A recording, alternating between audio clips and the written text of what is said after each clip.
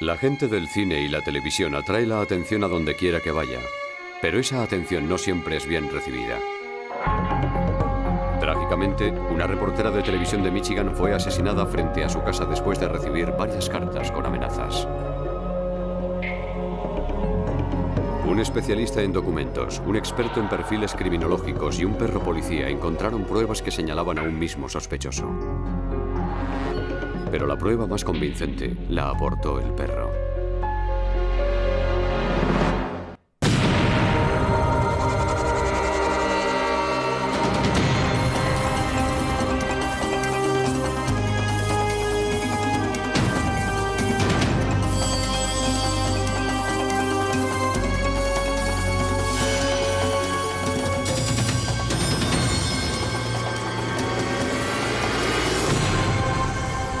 Crímenes imperfectos.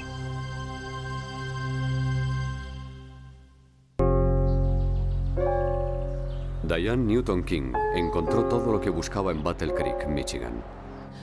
Ahora todos debemos hacer cuanto sea posible por ayudar a los hombres y mujeres que luchan en Oriente Medio. Ella era reportera de un canal de televisión local. Tenía una buena casa, estaba casada y tenía 2 hijos maravillosos. Diane Newton King era de esas mujeres que cuando entran en una habitación todos se vuelven a mirarla, no solo por su atractivo físico de nativa norteamericana, sino porque ella siempre sonreía. Era muy alegre y todas las miradas se iban hacia ella inmediatamente. Durante 3 años y medio en un campamento de prisioneros japonés. Diane tenía fama de ser una periodista dura y agresiva. Ella presionaba para conseguir un buen reportaje. Presionaba mucho y a veces presionaba demasiado. Aunque Diane captaba la atención de los espectadores, no siempre era de la forma que ella quería. Empezó a recibir amenazas por teléfono y cartas de un admirador obseso. Era un hombre que se presentó como alguien que quería trabajar en televisión, que quería ir a comer con ella, quería conocerla, y empezó a asediarla llegando a llamar a su casa todos los días. Los directivos del canal de televisión contrataron otro guardia de seguridad y controlaron todas las llamadas de Diane. El marido de Diane, Brad, un ex policía, decidió tomar sus propias precauciones. Pusieron luces de seguridad, luces que se encendían automáticamente cuando alguien se acercaba a la casa. Su hermana le regaló un Doberman Pinscher como perro o guardián. Pero los acosos continuaban, incluida esta carta que llegó a su casa. Las palabras formadas con letras recortadas de revistas decían: debiste haber ido a comer conmigo. Entonces fue cuando empezamos a asustarnos, cuando encontraron la primera carta en el buzón, porque hasta entonces nadie sabía dónde vivía. Diane entregó la carta a la policía local. Nunca había visto un caso en el que alguien recortara letras de revistas y las pegara en una carta. Eso se ve en televisión, se ve en las películas, pero eso no se ve en la vida real. Unas semanas después, alguien entró en el domicilio de los King mientras la familia estaba fuera, pero no robaron nada. Todos esos extraños incidentes culminaron en tragedia la tarde de un sábado de 1991. El marido de Diane, Brad, llegó a casa y encontró a Diane tendida en la entrada del garaje. Estaba muerta, aparentemente por un disparo en el pecho. Sus 2 hijos pequeños estaban dentro del coche, vivos, pero muy asustados. La policía temía que ellos mismos podrían tener parte de culpa. Uno de los detectives llamó aquella noche al escenario del crimen y lo primero que dijo fue: Dios mío, hemos metido la pata. Estaba preocupado porque la carta llevaba un par de meses sobre su mesa y no se había hecho una investigación en profundidad. En la carta había varias pistas, pero no la clase de pistas que esperaba la policía.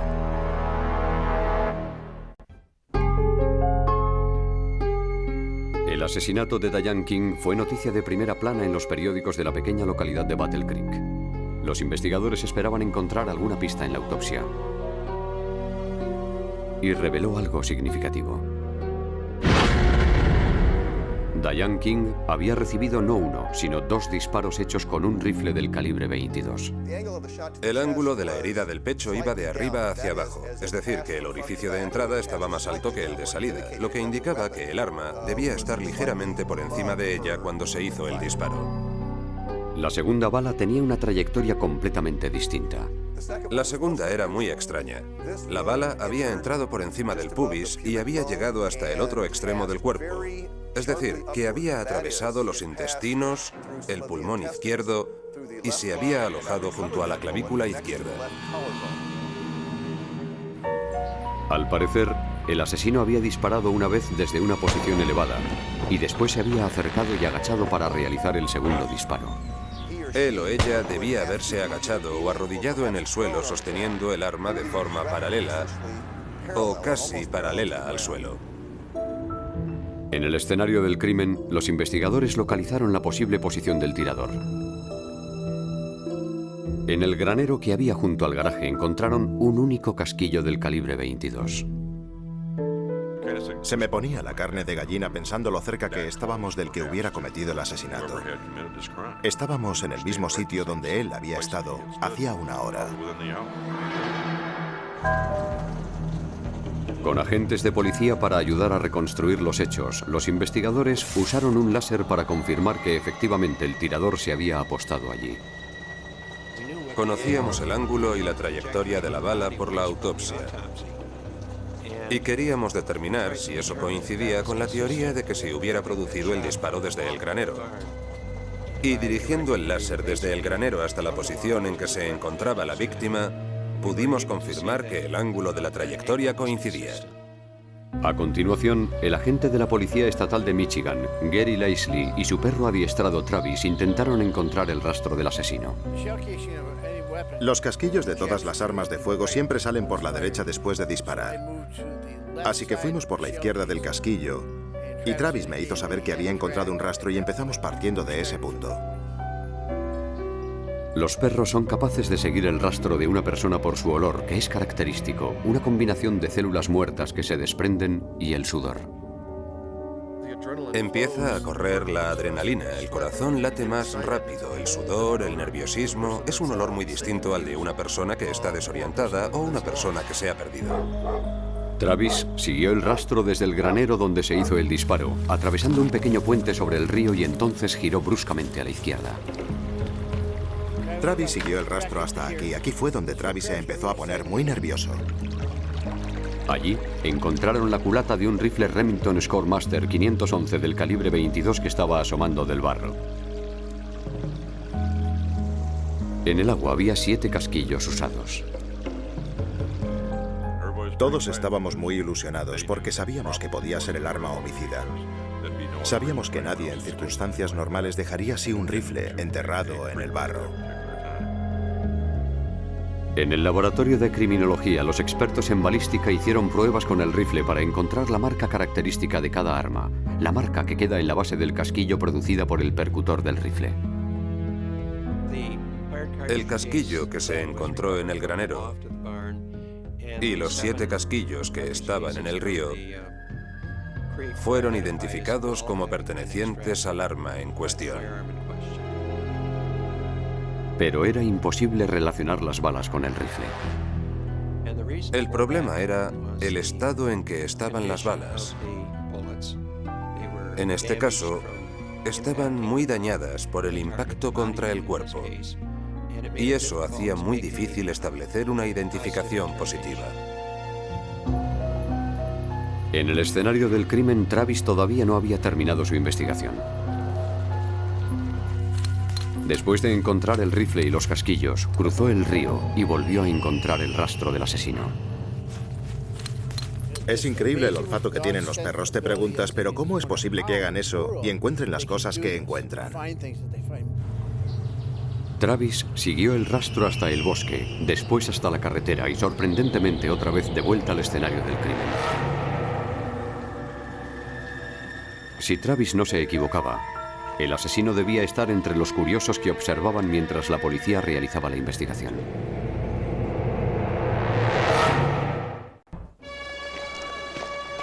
Poco después del entierro de Diane King, su madre facilitó a la policía una valiosa información.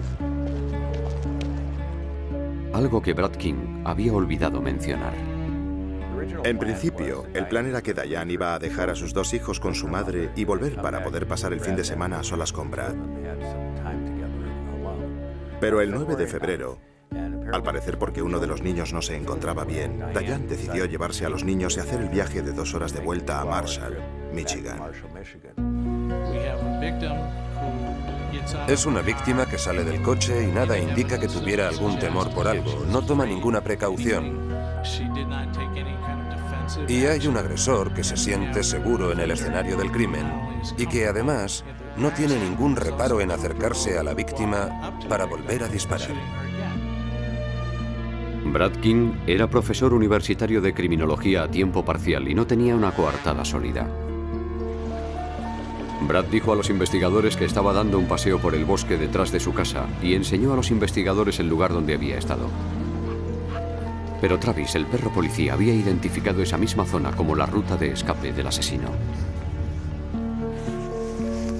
Eso significaba que debería haber visto a cualquiera que hubiera pasado por ahí siguiendo el camino que tomó el perro.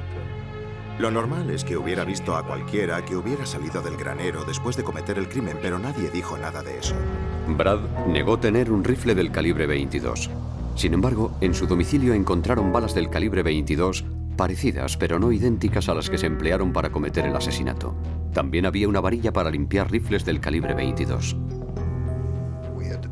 Citamos a 2 señoras de la limpieza que decían haber visto un rifle parecido en el sótano de una casa que los King tenían en alquiler en la ciudad de Battle Creek. Recuerdo haberlo visto siempre que íbamos. Era un rifle del 22. La policía encontró otra incongruencia en el caso del intento de robo en casa de los King, unas semanas antes del asesinato. Cualquiera que vea series policíacas de televisión sabe perfectamente que cuando se intenta forzar la entrada a una casa, los cristales rotos quedan por dentro. Y en este caso, los cristales estaban por fuera. Así que quien los rompiera debía estar dentro de la casa cuando rompió los cristales. Después, los investigadores centraron su atención sobre la carta amenazadora enviada a la casa de Diane. Estadísticamente, solo el 1% de todas las cartas se confeccionan con letras recortadas. Yo creo que uno de los aspectos más reveladores del crimen era el hecho de que las letras estuvieran recortadas de revistas y pegadas sobre una hoja de papel. Y en toda mi carrera, nunca he visto una carta así de alguien que no tuviera una relación sentimental con la víctima. Solo suelen utilizarse letras recortadas cuando la víctima puede reconocer la caligrafía del autor. Por desgracia, para cuando la carta fue enviada al FBI para ser analizada, ya no había esperanza de encontrar huellas dactilares. La carta anónima había sido analizada por las autoridades locales usando polvos, que en mi opinión no es el procedimiento correcto, y una vez que se aplica esa técnica, resulta muy difícil hacer cualquier otro tipo de análisis químico del documento. Hice que registraran el despacho de Brad King en la Universidad de Michigan con una orden para requisar objetos. Buscábamos tijeras, cuchillas, cinta adhesiva, pegamento, papel, cualquier cosa que la ciencia forense pudiera aprovechar para imputar a Bradford King. Pero no conseguimos hacerlo. En cuanto al móvil, la policía encontró pruebas de abusos sexuales, infidelidades y de que Diane estaba muy disgustada con el estilo de vida de su marido. Ella llegó una mañana y estaba llorando. Tenía muchos moretones. Me enseñó los golpes que tenía. Y eso fue en Navidades. Me dijo que ella y Brad se habían peleado. Brad era un tipo muy especial. Podía caerte muy bien un día y podías odiarlo al día siguiente dependiendo del humor que tuviera. Y según sus amistades, Diane quería que Brad buscara un trabajo a jornada completa. Brad lo tenía todo bien organizado y trabajaba a media jornada como profesor en la Universidad de Michigan. Pero creo que ella empezó a presionarle tanto que empezó a temer que ya no iba a poder seguir llevando la vida que llevaba en la universidad. Su mujer era la que se ocupaba de los niños y de llevar dinero a casa. Y creo que estaba enfadada con él porque él no cumplía con su parte. Ella le mandaba mucho y le regañaba. Y creo que llegó un momento en el que ya no pudo soportarlo más y decidió vengarse de ella de una forma agresiva, matándola. Las supuestas aventuras sexuales de Brad eran con estudiantes de la universidad donde impartía clases. Era infiel a su mujer. Tuvo una aventura con una alumna de su clase y tuvo una aventura con otra mujer que había conocido en Battle Creek. Se sabe que intentaba buscar chicas jóvenes en el campus, con ayuda de los chicos de las fraternidades. No era el hombre más fiel del mundo, se mire como se mire. Un año después de la muerte de su mujer, Bradford King era detenido y acusado de asesinato. A los fiscales y a los investigadores del caso les preocupaba que el sospechoso fuera un exagente de policía y profesor de derecho penal en una universidad importante y que pudiera sacarse algún as de la manga, que pudiera inventarse alguna argucia y que empezara una especie de juego entre el gato y el ratón. Y así fue. Apareció una nueva prueba que amenazaba el caso presentado por la fiscalía. Justo cuando Bradford King iba a ser sometido a juicio por el asesinato de su mujer Diane, la fiscalía sufría un duro revés. Un hombre que se había mudado recientemente al vecindario de los King dijo que había encontrado un rifle Remington 511 Scoremaster en su ático.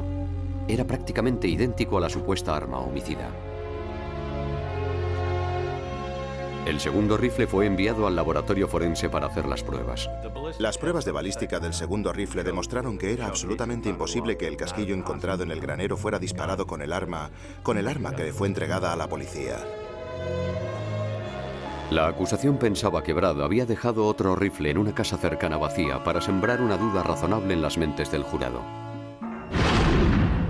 Y que había sido Brad el que hizo las llamadas con amenazas, el que envió la carta y el que escenificó el robo cometiendo el error de romper el cristal desde dentro en lugar de hacerlo desde fuera.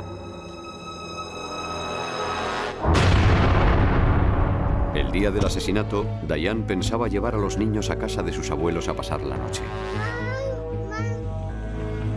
Aprovechando su ausencia, Brad hizo unos disparos de prueba para calibrar la mira telescópica del rifle, recogiendo cuidadosamente los casquillos usados.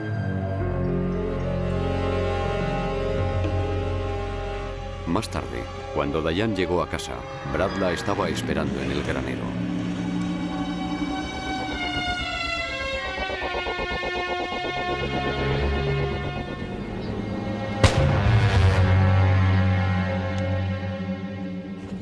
Hizo el segundo disparo a corta distancia después de salir del granero. Una muestra de rabia y odio.